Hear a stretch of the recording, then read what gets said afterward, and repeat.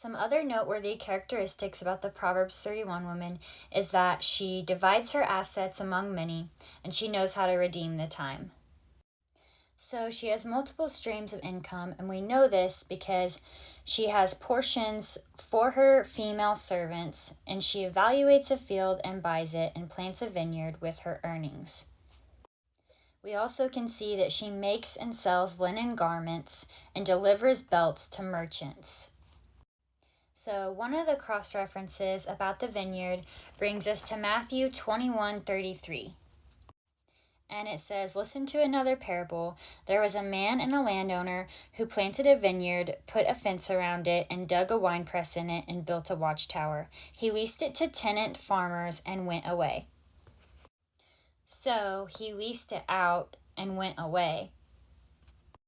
So it's highly likely that she had her servant girls working in her vineyard after it was built. It's also likely that she had her servant girls helping her to build it. Because if you go to Isaiah 5:2, it talks about building a vineyard. And in the commentary it says, "There was a period of a few years that passed from the clearing of stones, planting expensive vines, and building a winepress." It took a long time to build that. In Ecclesiastes 11, we are actually called as Christians to divide our assets among many. It says, "Give a portion to 7 or even to 8, for you do not know what disaster may happen on earth." So we don't know what tomorrow brings, but one way to prepare is to have multiple streams of income. Now, the Proverbs 31 woman also knew how to redeem the time. She rose while it was still night.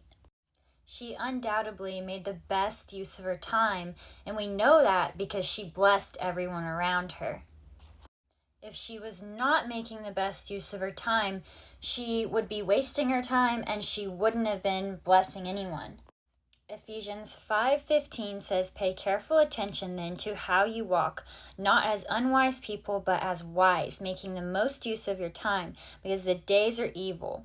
So don't be foolish, understand what the Lord's will is." She knew what the Lord's will was for her life, or she wouldn't have walked in obedience to him. And that led her to making the best use of her time and being a good steward of everything that she had.